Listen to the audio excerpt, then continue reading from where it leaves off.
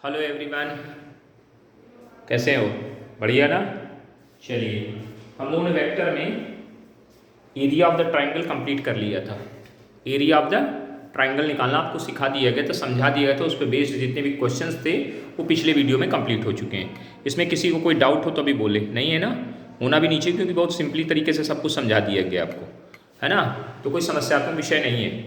आज हम लोग पढ़ेंगे area of the parallelogram. Area of the parallelogram, ठीक है? एरिया ऑफ पैरेललोग्राम की बात करेंगे। तो किसकी बात करनी है आपको? एरिया ऑफ पैरेललो, ऐसे लिख लीजिए सिंपली तरीके। दिस सिंबल इज पैरेललोग्राम, जी अब लिख दीजिए, लिखने ज्यादा लंबा नहीं लिखने की जरूरत है। पैरेलल की दो लाइन खींचिए, पैरेललोग्राम हो जाएगा, ठीक है? पैरेललो, area of the parallelogram when two adjacent side are given. Adjacent side are given, adjacent का मतलब होता है आसन्न भुजाएं। हिंदी बोलते हैं आसन्न भुजाएं। When two sides are given, मतलब एक समांतर चतुर्भुज का क्षेत्रफल फाइंड आउट करना है। Find out the area of the parallelogram, समांतर चतुर्भुज का क्षेत्रफल जिसकी दो आसन्न भुजाएं दी गई हों। हिंदी वाले अपना समझ लेना, ठीक है? आइए सर, मान लीजिए आपके पास ये पैरेललोग्राम है। This is a parallelogram. Parallelogram समझते हैं ना, समांतर चतुर्भुज। इसका नाम ए है, इसका नाम बी है, इसका नाम सी है, इसका नाम डी है। और इस साइड का हमने सिंपली नाम दे दिया। इस साइड को हम बोल रहे हैं ए वेक्टर और इस साइड को बोल रहे हैं सिंपली बी वेक्टर, ठीक? थोड़ा और झुका के बनाए तो अच्छे से दिखाई देगा, नहीं फिगर से मजा नहीं आएगी। और पैरेलल करते हैं इसको, है ना? अच्छा लगेगा। अब सही है। अब जरा पैरेललोग्राम की दिख रहा है, अभी तक दिख नहीं रहा था। ये आपका बी वेक्टर है। तो आपने बचपन में पढ़ा था area of parallelogram, ABCD। Area of parallelogram A, capital B, capital C D. क्या फॉर्मूला था? Base into height. ये तो फॉर्मूला आपने पढ़ा था बेसिकली। तो इसका बेस कौन है? AB। और इसकी हाइट कौन है? ये हुई height, this is called height. इसका नाम दे दिए DM। अब यहाँ कहीं वेक्टर नहीं लगा, यहाँ मैग्नीट्यूड लिखे, सिंपली बात कर रहे हैं AD की लेंथ। AB की लेंथ चाहिए, लेंथ नॉट वेक्टर। तो AB की लेंथ कहेंगे मॉड ऑफ A। AB की लेंथ को क्या बोलेंगे? मॉड ऑफ A बोलेंगे कि नहीं बोलेंगे? ऐसे जरा पहले DM के लिए काम कर लेते हैं। पहले ऐसे लिखो, AB अभी ऐसा लिखा है। DM को हम लोग लिख सकते हैं, अगर मान लीजिए एंगल थीटा है, इन दोनों वेक्टर्स के बीच का एंगल अगर थीटा है, तो DM की जो वैल्यू होगी, इस ट्रायंगल में अगर हम साइन थीटा लें, sine theta equal to perpendicular upon hypotenuse AD। तो DM की वैल्यू आपके सामने क्या आ रही है? AD sine theta. तो सिंपली यहाँ क्या लिखिएगा? AB into AD sine theta. AB का मतलब AB की लेंथ, लेंथ मतलब इसका मॉड ऑफ A। AD का मतलब AD की लेंथ, लेंथ मतलब mod of B into sine theta. यहां तक बात समझ में आ गई? और mod of A into mod of B into sine theta को हम लोगों ने पढ़ा है कि ये चीज होती है सर। अगर आपने क्रॉस प्रोडक्ट आपको याद है तो mod of A cross B को ही बोलते हैं mod of A into mod of B into sine theta. बोलते हैं कि नहीं बोलते हैं? यानी in this place you can write A cross B, mod of A cross B। What is the value of area of parallelogram ABCD? ABCD parallelogram का area क्या निकल के बाहर आ गया? यानी हमारे लिए फॉर्मूला बन गया ये, area of parallelogram capital A, capital B, capital C, D is this. एक फार्मूला आपके सामने आ गया। When two adjacent sides are given, जब दो आसन्न भुजाएं दी होंगी। आसन्न भुजाएं कौन है? एक A वेक्टर के नाम से, दूसरी B। आसन्न मतलब एडजेसेंट, जुड़ी हुई, देखो दोनों जुड़ी हुई हैं। तो आपको क्या करना है? आपको पहले A क्रॉस B निकालना है, फिर उसका मॉड, ये फॉर्मूला लगाना, मॉड निकाल के वैल्यू निकाल देनी, खत्म सवाल। कुछ है नहीं। स्क्वायर यूनिट आगे जरूर लिखना, स्क्वायर यूनिट, वर्ग इकाई जरूर लिख देना। कहीं कोई समस्यात्मक विषय हो तो बताइए आप। इसका फॉर्मूला यूज करेंगे, ये वाला कैसे निकला ये भी बताया है, और किस तरह से आपने निकालने का प्रयत्न किया वो सब समझ में आ जानी चाहिए बातें। कहीं दिक्कत नहीं होनी चाहिए, ठीक है। हाँ जी सर ठीक है, कोई दिक्कत नहीं। चलिए अब इसका दूसरा फार्मूला भी होता है, दो फार्मूले होते हैं, दोनों फार्मूले पहले डेरिवेट कर लेते हैं, समझ लेते हैं, तो फिर उसके बाद हम लोग इनको इम्प्लीमेंटेशन करके सवालों में देखेंगे कैसे लगाने हैं। आसानी से लगेंगे, कोई दिक्कत वाली बात नहीं होनी चाहिए, ठीक है ना। मिटा दिया जाए, मिटा दीजिए सर, कोई समस्या नहीं है, आराम से चलिए, कोई दिक्कत नहीं, कोई जल्दबाजी नहीं है, सब फटाफट फटाफट हो जाएगा। When area of the parallel, when its diagonals are given, its diagonal are given, जब विकर्ण दियो, क्या दियो, विकर्ण दियो, किसका क्षेत्रफल निकालना है, समांतर चतुर्भुज का क्षेत्रफल जब विकर्ण दिए। बातें हिंदी इंग्लिश वाले अपने भाषा की थोड़ी सी प्रॉब्लम हो रही थी, कुछ बच्चों को लग रहा था भाषा नहीं मिल रही है हमारे, मतलब कि हिंदी वालों को दिक्कत ज़्यादा हो रही है, इंग्लिश वालों को तो कोई समस्या नहीं होती, उनको समझ में आ ही जाता है। तो हिंदी वालों को थोड़ा सा लिख देते हैं ना, समझ लेंगे, अपनी भाषा उसमें से निकाल लीजिएगा और यूज़ करिएगा। बाकी कॉन्सेप्ट को समझिए, और आपको सीखना चाहिए कि हमको इंग्लिश में भी हर वर्ड को समझ में आना चाहिए, क्योंकि उससे आपको फ़ायदा आपको आगे ही मिलेगा, है ना। हिंदी वालों के लिए, इंग्लिश वालों को तो कोई दिक्कत नहीं, बढ़िया, बहुत अच्छे हैं, लेकिन वो भी अगर जाने हिंदी में सब, तो कभी कल को कहीं मालूम किसी हिंदी मीडियम बच्चे को पढ़ाने को मिल गया, आपको ट्यूशन मिल गया, तो आप फिर कैसे समझाओगे। तो ये अगर वो आप सब ध्यान रखोगे, याद रखोगे, तो आप बता सकोगे। तो हम इसकी बात करते हैं। आइए सर, हमारे पास फिर ये पैरेललोग्राम है, वैसे ही फिगर बना लिया जाए, नाम लिख दिया है A B C B, इस साइड का नाम स्मॉल a है, इस साइड का नाम स्मॉल b है। तो अगर ये स्मॉल b है तो ये भी तो स्मॉल b कहलाएगी, हाँ सब कहलाएगी। ये स्मॉल a है तो ये भी स्मॉल a कहलाएगी। तो एक बात बताइए, ये डायगोनल कौन है, D1, इस डायगोनल का नाम हमने क्या दिया, D1। D1 का मतलब देखना ध्यान से क्या हुआ, D1 का मतलब हुआ a vector plus b vector. देखो ध्यान से, यहां से यहां तक जाना था, पहले आप यहां से चले, a पे गए, फिर यहाँ पे 2 स्टेप रास्ता खोजिए, तो D1 को क्या लिख सकते हैं, ab vector plus bc vector. अगर पूरा ढंग से देखा जाए तो D1 का मतलब क्या हुआ, ab vector plus bc vector, what is the value of ab, a vector plus b vector, ऐसे डायरेक्टली लिख दिया। ऐसे D2 की जरा बात करते हैं, ध्यान देना, इसको मिटा रहे हैं थोड़ी देर के लिए, ध्यान से समझिएगा। D2 ये है डायगोनल, D2 वेक्टर। अब जरा ध्यान देना, अब देखो हमको, हमारे पास देखो एक डायरेक्शन कौन चल रहे हैं, एक ही डायरेक्शन वाले वेक्टर कौन कौन से हैं, मतलब क्लॉकवाइज एंटी क्लॉकवाइज चेक करते हैं, ये भी एंटी क्लॉकवाइज और ये भी एंटी क्लॉकवाइज और ये क्लॉकवाइज। तो इन दोनों का सम इसके बराबर, देखो यहां से चलना शुरू करिए तो कहां गए, AB vector plus BD vector बराबर होगा AD वेक्टर। देखो A से B पे गए, B से D पे आए, तो ये किसके बराबर होगा रिजल्टेंट, पहले का टेल और आखिरी का हेड मिलाते तो रिजल्टेंट निकलता है, फिजिक्स में पढ़ा होगा आपने, उसी के अकॉर्डिंग। तो AB वेक्टर को A लिख सकते हैं, BD को D2 लिख सकते हैं और AD को B वेक्टर लिख सकते हैं। तो इससे D2 वेक्टर की वैल्यू कितनी आएगी, B vector minus A vector. क्यों निकालने में समझ में सब आ जाएगा, D1 और D2 की वैल्यू निकाल ली। अब जरा एक काम करिए, एक काम करना है, ध्यान से समझिएगा, mod of D1 cross D2 निकालने जा रहे हैं हम लोग। क्यों निकालने में सब समझ में आ जाएगा, परेशान ना होना। Mod of D1 cross D2, mod of D1 cross D2, ध्यान से बातों को समझिए, हम लोग निकालने जा रहे हैं mod of D1 cross D2। तो इसका क्या मतलब हुआ, D1 की वैल्यू रख दी जाए, what is the value of D1, A vector plus B vector, बीच में क्रॉस लगा दी जाए, B vector minus A vector. अब जैसे क्रॉस कराते थे कराते चले जाए, ये इंटू ये कराया, A क्रॉस B आ गया, ये इंटू ये कराया, B क्रॉस B आ गया, ये इंटू ये कराया, माइनस का A क्रॉस A आ गया, माइनस का B क्रॉस A आ गया। कोई समस्या नहीं, इनकी वैल्यू जीरो हो जाएगी दोनों की, क्यों, सिमिलर का क्रॉस प्रोडक्ट जीरो होता है। ये जीरो हो गया, ये भी जीरो हो गया, ये माइनस में लिखा था इसको प्लस बना दिया, तो B क्रॉस A को A क्रॉस B नहीं लिख सकते, बताया था आपको, B क्रॉस A नहीं लिख सकते, लिख सकते हैं, बिल्कुल लिख सकते हैं। आराम से देखते जाइए, समझते चलिए, मार्कर बदल दिया जाए।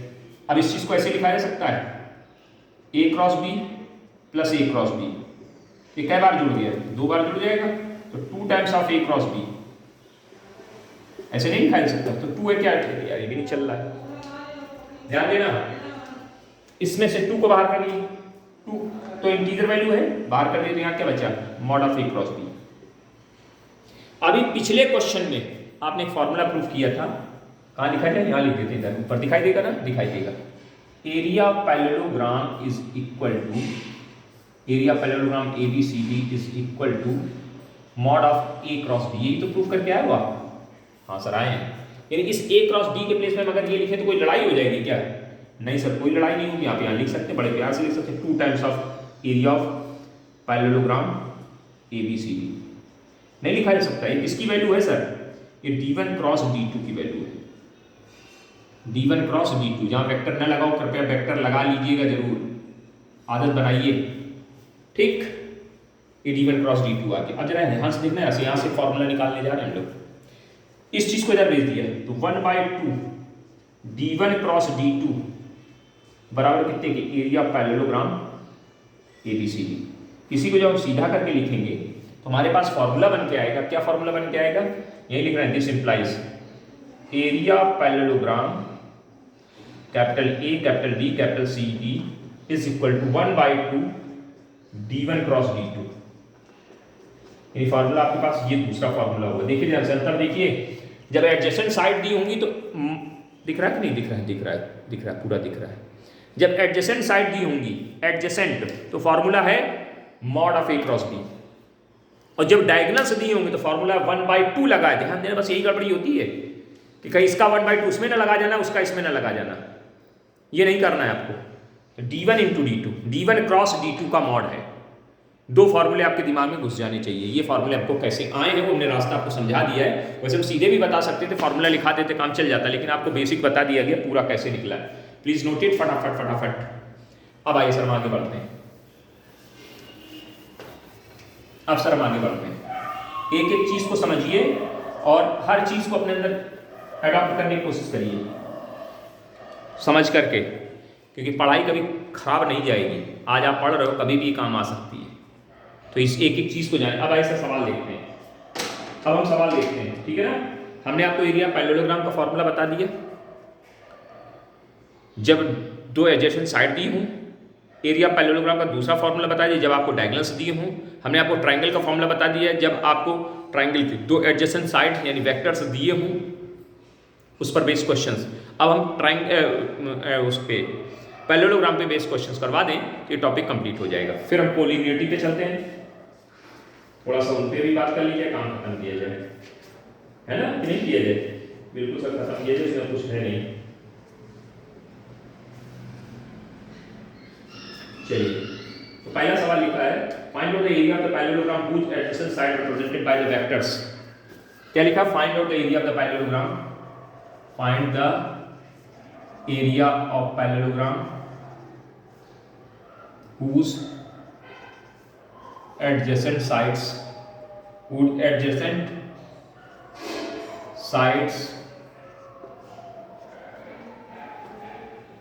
are represented by the vectors। कौन है वेक्टर्स?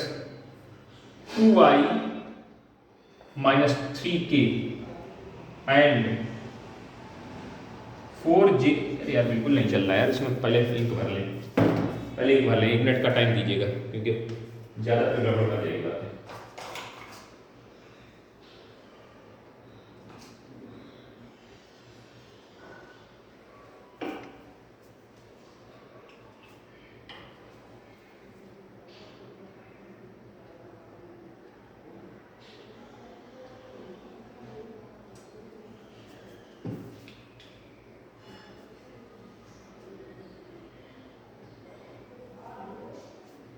चलिए भर लिया, देखिए कितनी देर में सही होती है। Represented by 2i minus 3j और 4j plus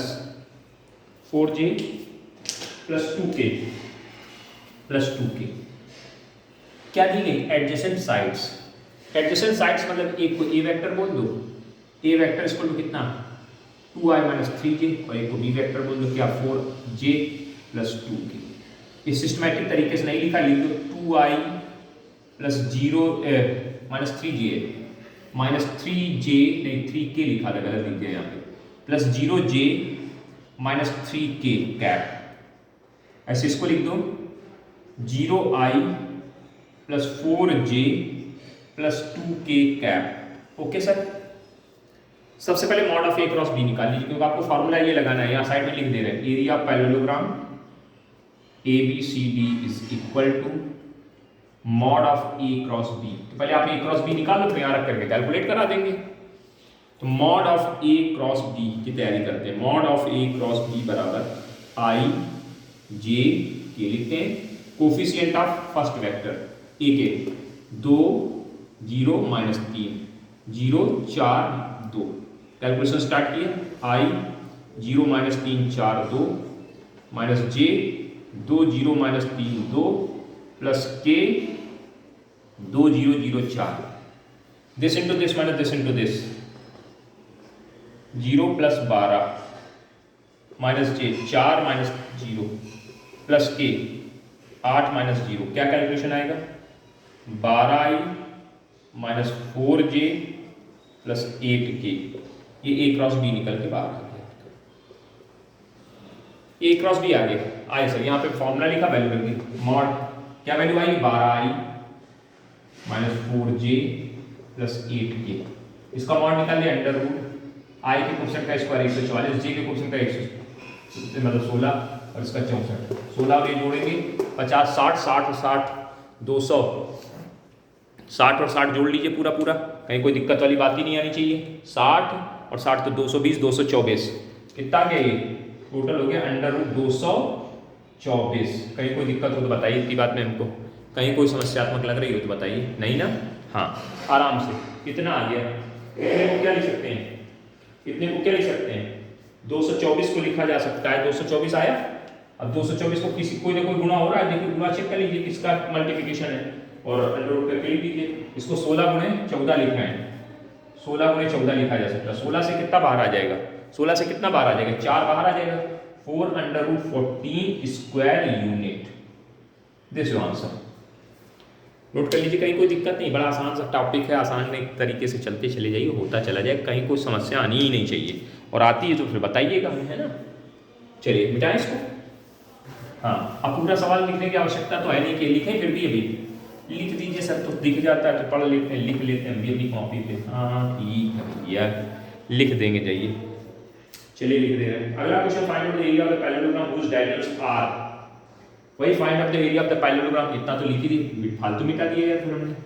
find the area of parallelogram ABCD whose diagonals are represented by the vectors whose diagonals are represented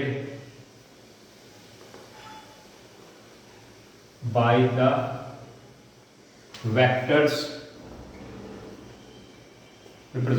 vectors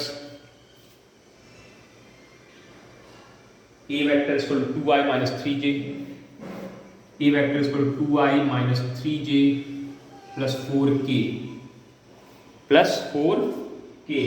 और B vector is equal to and B vector is equal to and B vector is equal to क्या लिखा है, and B vector कहाँ चला लिखोगे, B 2i minus j plus 2k, 2i minus j plus 2k। ये है question, समझने का प्रयत्न करिए। डायगोनल्स आ गई, डायगोनल्स का नाम दे दिया D1 D2 ना दे करके A और B दे दिया आपको कंफ्यूज करने के लिए। तो आप देखो इसमें दिया क्या, डायगोनल बोला गया ना, एडजेसेंट साइड नहीं बोला गया, डायगोनल बोला गया। इन्होंने नाम का घुमाव किया है, उन्होंने आपको जबरदस्ती A और B दिया गया, उन्होंने A और B नहीं देना चाहिए, उनको D1 D2 देना चाहिए ना, उन्होंने D1 D2 नहीं लिखा। तो बात को समझिए भैया, एरिया पैरेललोग्राम जब आपके पास डायगोनल होते हैं, एरिया पैरेललोग्राम ABCD का फॉर्मूला जो है वो क्या आएगा, 1/2 mod of A cross B। अब mod of A cross B क्यों लिखा सर, क्योंकि उन्होंने D1 D2 की जगह A और B चलाया, तो यहाँ 1/2 का ध्यान रखना है। ये फॉर्मूला डायगोनल वाला है, एडजेसेंट साइड वाला नहीं है। मैं अपने दिमाग को सर उसमें अब तो A क्रॉस B लिखा था इन्होंने, क्योंकि इन्होंने नाम देने में गड़बड़ी कर दी है। इन्होंने क्या कर दिए, इन्होंने हमारे पास नाम देने की प्रॉब्लम क्रिएट की है ना, नाम जो दिया वो गड़बड़ कर रखे हैं, नाम जो दे रहे हैं वो गड़बड़ कर रहे हैं, इसलिए हम इसमें क्या करेंगे, इसको समझने का प्रयास करिए जरा ध्यान से, क्लियर करते जाइए। तो हमने भाई जो नाम दिया उसी के हिसाब से, तो यहाँ पर सबसे पहले A क्रॉस B निकाल लीजिए। A क्रॉस B का मतलब I J K 2 -3 4 2 माइनस 1 2, क्या वैल्यू आ जाएगी यहाँ पे? इसको सॉल्व करेंगे, i माइनस 3 4 माइनस 1 2 माइनस का j 2 2 4 2 प्लस का k 2 2 माइनस 3 माइनस 1। चेक करो प्रभु जी, चेक करो, सही है? कोई दिक्कत, कोई प्रॉब्लम, कोई परेशानी हो तो बता दीजिए। नहीं, कोई दिक्कत नहीं है sir. This into this minus this into this, क्या आएगी value? Minus 6 plus 4 minus j 4 minus 8 plus k minus का 2 प्लस का 6 3 दूनी 6, ये और ये कितना आ जाएगा? माइनस का 2i, ये और ये कितना होगा? प्लस का 4j, और ये और ये कितना आएगा? प्लस का 4k। अब इसका मॉड निकाल दिया, फॉर्मूला लगा दी 1/2 mod minus 2i plus 4j plus 4k। Calculation 1/2 under root i की क्वेश्चन का j की क्वेश्चन 16 16 16 16 16 32 32 36, कितना आ जाएगा? 36 36 से 6 बाहर आएगा तो 1/2 into 6 यानी 3 स्क्वायर यूनिट आंसर हो जाएगा। कितना आंसर आ जाएगा? 3 स्क्वायर यूनिट आंसर आ जाएगा। कोई दिक्कत वाली बात है, कोई दिक्कत वाली इसमें बात नहीं है, बहुत आसान क्वेश्चन है, सिंपल बिल्कुल एकदम। अगर ये सवाल में ए और बी न दिए होते तो आप अपने हिसाब से इनको D1 D2 नाम दे सकते थे, तब D1 D2 नाम देते, या वो खुद ऐसे बोलते D1 D2 तो यहाँ D1 D2 यूज कर देते। वो समझदार हैं आप लोग, उसमें कोई दिक्कत नहीं। उन्होंने नाम का बदलाव करके आपको घुमाने की कोशिश की, बस, और कुछ नहीं। नाम का घुमाव करके आपको घुमाने की कोशिश की गई है कि आप थोड़ा सा कंफ्यूज हो जाओ और आप फार्मूला वही वाला लगा दो जो वो चाहते हैं कि आप A क्रॉस B 1/2 ना लिखें। तो ध्यान रखना, डायगोनल की बात चलेगी तो 1/2 कंपलसरी है ना? हाँ, इन सब बातों को अपने दिमाग में बिल्कुल एकदम बिठाना है कि हाँ ये बातें आपको कही जा रही हैं। अगला क्वेश्चन सुनिए, अगला क्वेश्चन सुनिए ध्यान से। Find out the area of the parallelogram whose side AB and whose side AB and diagonal AC are given। अच्छा, अब देखो कितना गजब काम कर रहे हैं लोग। अब इस सवाल में और घुमाव लाए, करें find out the area of the parallelogram, find the area of parallelogram ABCD, नाम दे दिया ABCD, whose side AB and diagonal। अब देखो एक साइड दे रहे हैं, एक डायगोनल दे रहे हैं, कितना बदतमीजी वाला खेल है। Diagonal AC are given by the vectors, क्या वेक्टर्स हैं? पहला है 3i plus j plus 4k, ध्यान से समझो, कुछ है नहीं, and 4i plus 0j plus 5k respectively. ये क्वेश्चन, फिगर बनाओ, समझने की कोशिश करें, कुछ नहीं है, आराम से समझ में आएगा। इन्होंने आपको क्या क्या दिया है?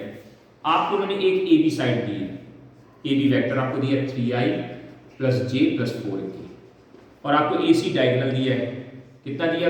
4i plus 0j plus 4k। अब जरा समझना, पैरेललोग्राम बनाओ जरा पहले, छोटा सा A B C D, आपको ये वेक्टर दे दिया और आपको ये vector,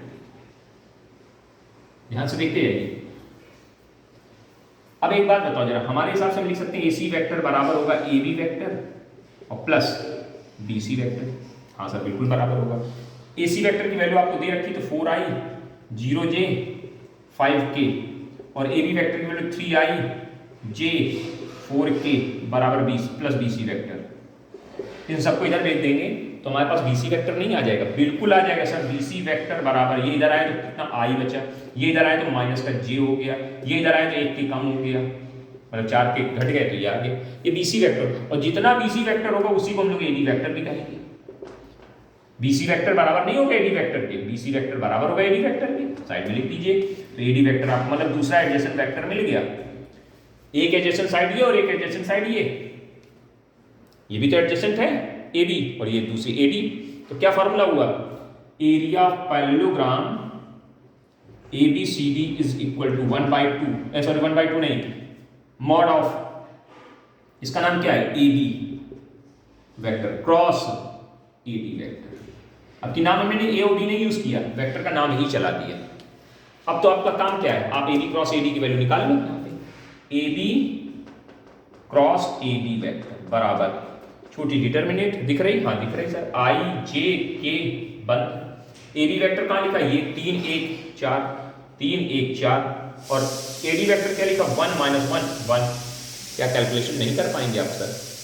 A B cross A C निकालना डायरेक्ट लिखना है यहाँ पे, आई रहेगा यहाँ पे, हाँ आई रहेगा, दिस इंटू दिस 1 आया, दिस इंटू दिस -4 आया, +4 हो गया तो 5 आई। फिर माइनस का जे होता है 3 -4, माइनस का 1 -1 +1 प्लस का जे, दिस इंटू -3 -1 -4 के, ये A cross A D cross B आ गया। यहाँ फॉर्मूला लिखा, वैल्यू रख दी 5i + j - 4k। कैलकुलेशन ये कितना है, √25, एक 26 और 16, इसका स्क्वायर 25, इसका स्क्वायर 1 -4 का स्क्वायर करेंगे प्लस का ही 16 आएगा, 26 और 16 32 42 42 आ गया, 42 स्क्वायर यूनिट, स्क्वायर यूनिट ये जो लिखा हो, ये गलती नहीं होनी चाहिए, स्क्वायर यूनिट। खत्म सवाल। तो मतलब ऐसा भी ये कर सकते हैं, एक डायगोनल एक साइड दे देंगे तो उसमें आप दिमाग लगा लेना, एक डायगोनल एक साइड दी तो इस तरह से आपको इसको इंप्लीमेंट कराना है। समझ गए कि नहीं समझे? समझ गए होंगे। चलिए सर आखिरी क्वेश्चन पे आते हैं और उसको भी समझ करके समाप्त करा जाए, बहुत हो गया नाटक, टॉपिक समझ में आ गया होगा, खूब अच्छे से आ जाना चाहिए, इसमें कहीं कोई समस्या नहीं है, समस्याएं लाओगे तो बनेगी। मिटाया जाए, इधर इतना मिटा दीजिए। Find out the area of the parallelogram, अब इसके बाद देखते हैं क्या लिखना है। Find out the area of the parallelogram whose sides adjacent sides this and this, whose adjacent side, एक मिनट, 2 adjacent sides, ठीक है।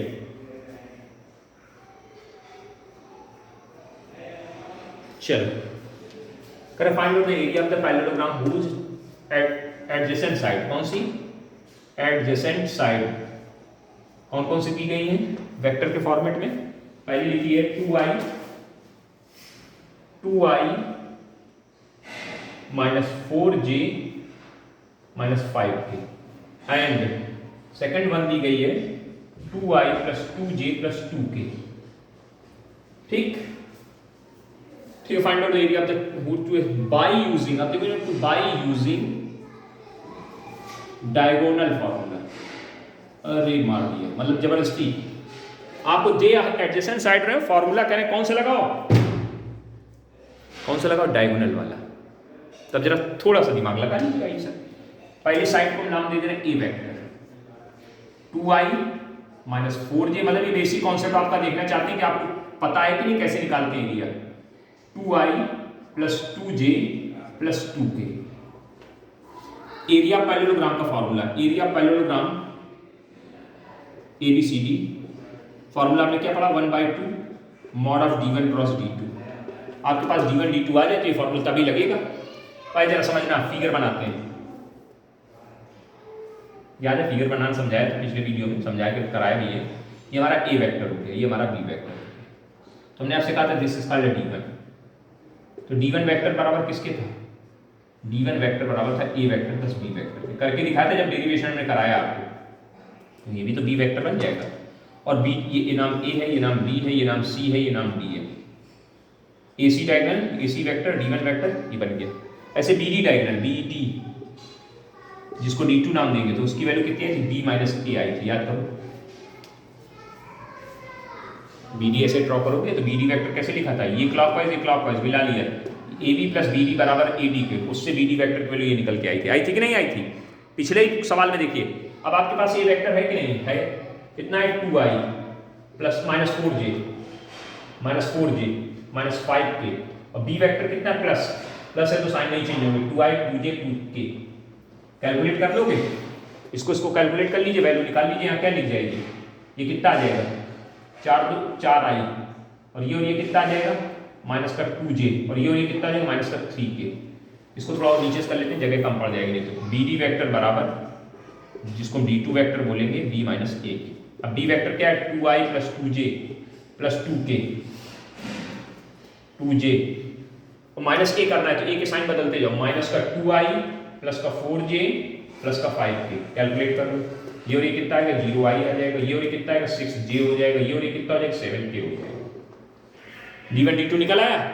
ये फार्मूला लगाना है तो सबसे पहले mod ऑफ d1 × d2 निकाला जाए, d1 × d2 तैयारी, i j k, d1 vector ये लिखा है, 4 - 2 - 3 k, 0 - 6 7 बोलो सही है कि नहीं सही, जल्दी बोलो, हाँ या ना में जवाब दीजिए।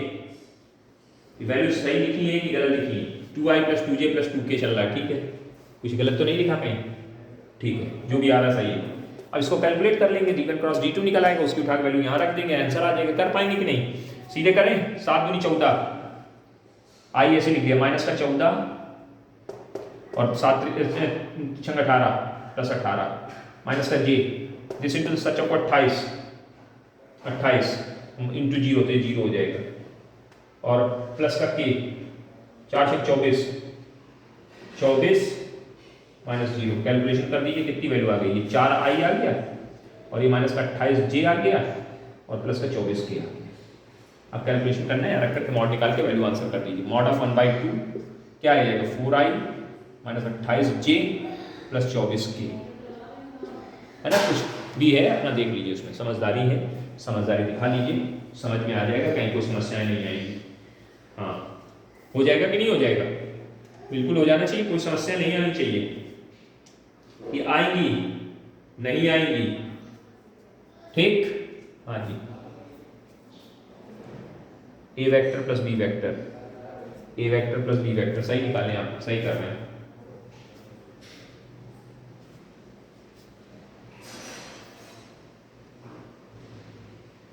तो स्क्वायर करो भाई, पर क्या आपका स्क्वायर थोड़े लंबे हैं, 28 लिखा है, 28 का स्क्वायर तो नहीं याद होगा, तो उसको देख लो, 28 का स्क्वायर कर लीजिए, गुणा कर लीजिए आप, कितना आ गया 1/2 √16 और प्लस इसका स्क्वायर तो 576 हो जाएगा, 28 का स्क्वायर कर लिया जाए, 28 × 28 8 × 64 8 दूनी 16 16 6 22 और ये 16 8 2 दूनी 4 1 5 4 8 7 कितना आ जाएगा 784। अब जोड़ लीजिए, कैलकुलेट कर दीजिए, जोड़ दे भाई, इसमें कितना जोड़ना है 576, तो इसको जोड़ो पहले तो 0 7 8 7 15 15 1 16 6 12 1 13 1360 + 16 तो आ जाएगा 1/2 √1376 स्क्वायर। इस तरह से मतलब आपको ये समझना था कि आपको साइड दे करके वो कहीं फार्मूला लगाने की जबरदस्ती कर दी आपके साथ कि डायगोनल वाला फार्मूला लगा दीजिए आप, तो दिमाग आपके पास था, आपने यूज़ किया अपने हिसाब से, डायगोनल निकाल लिए, डायगोनल का फॉर्मूला लगा दिया, कोई दिक्कत ना। तो ये टॉपिक कंप्लीट हो गया। अब हमको अगले टॉपिक में कोलिनियरिटी की थोड़ी सी बात करनी है, कैसे पॉइंट्सों को कोलिनियर प्रूफ करेंगे, कोलिनियरिटी की बात करनी, कैसे हम कोलिनियरिटी की बात करेंगे। हमें अगर 3 पॉइंट दे दिए जाएं या 2 वेक्टर्स दे दिए जाएं तो कैसे कोलिनियर या पैरेलल है, इसकी बात समझनी है अगले वीडियो में, ठीक है ना। तो तब तक के लिए नमस्कार, आगे फिर मिलेंगे, तब तक आप लोग पढ़ते रहिए और अपने